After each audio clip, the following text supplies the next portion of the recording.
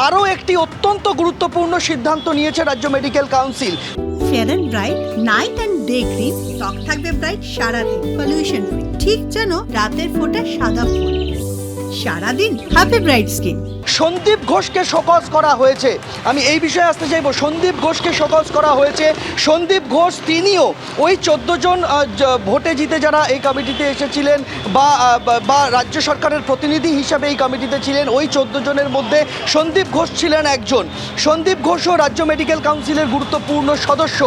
যেভাবে আরজি কর কাণ্ডের পরিপ্রেক্ষিতে তথ্য প্রমাণ লোপাটের অভিযোগে তার বিরুদ্ধে তদন্ত করছে সিবিআই, যেভাবে তার বিরুদ্ধে ভুরি ভুরি দুর্নীতির অভিযোগ সামনে এসেছে, যার তদন্ত করছে ইডি এবং সিবিআই যৌথভাবে, সেই পরিপ্রেক্ষিতে সন্দীপ ঘোষকে শোকজ করা হয়েছে রাজ্য মেডিকেল কাউন্সিলের তরফে। এবং শোকজের চিঠিতে তারা লিখেছেন যে কেন তার বিরুদ্ধে কোনো শাস্তিমূলক ব্যবস্থা মেডিকেল কাউন্সিল নেবে না, তিনি সেটা 72 ঘন্টার মধ্যে লিখিত জবাব আকারে মেডিকেল কাউন্সিলকে জানান। এবার যদি তার জবাবে মেডিকেল কাউন্সিল সন্তুষ্ট না হয়, তাহলে 72 ঘন্টা পরে সন্দীপ ঘোষের চিকিৎসক হিসেবে তার যে রেজিস্ট্রেশন, সেই রেজিস্ট্রেশন বাতিল করা হবে। তার রেজিস্ট্রেশন বাতিলের আবেদন দাবি বিভিন্ন সময় আন্দোলনকারী জুনিয়র ডাক্তারদের তরফে উঠেছে।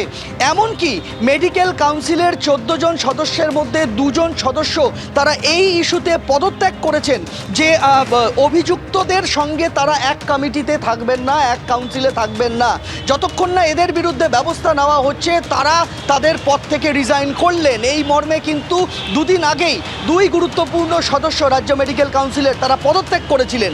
এবার সেই ঘরে বাইরে প্রবল চাপের মুখে অবশেষে সুদীপ্ত রায়ের চেয়ারম্যানশিপে থাকা রাজ্য মেডিকেল কাউন্সিল এই সিদ্ধান্ত নিতে বাধ্য হলো। সুদীপ্ত রায় যিনি সঙ্গে থাকো, অর্থাৎ যেরকম খবর পাওয়া যাচ্ছে যে প্রবল চাপের মুখে অবশেষে অভিক দে, বিরূপাক্ষ বিশ্বাসকে সাসপেন্ড করলো রাজ্য মেডিকেল কাউন্সিল। রাজ্য মেডিকেল কাউন্সিলের গুরুত্বপূর্ণ পদে ছিলেন অভিক দে, মেডিকেল কাউন্সিলের পিনাল ও এথিক্স কমিটির সদস্য ছিলেন বিরূপাক্ষ বিশ্বাস। চিকিৎসকের দেহ উদ্ধারের দিন আরজি কর মেডিকেলে ছিলেন অভিক দে, বিরূপাক্ষ বিশ্বাস ও ঘটনার দিন হাসপাতালে ছিলেন বলে অভিযোগ। অন্যদিকে অর্থাৎ এরই পাশাপাশি শোকজ করা হলো আরজি কর মেডিকেলের প্রাক্তন অধ্যক্ষ সন্দীপ ঘোষকেও, কারণ সন্দীপ ঘোষের বিরুদ্ধে ওঠা অভিযোগের 3 দিনের মধ্যে জবাব তলব করা হয়েছে। ব্যাখ্যা সন্তোষজনক না হলে রেজিস্ট্রেশন বাতিল করা হবে সন্দীপ ঘোষের। যেরকম আমরা বিস্তারিত তথ্য জানছিলাম আমাদের প্রতিনিধি সন্দীপ সরকারের কাছ থেকে।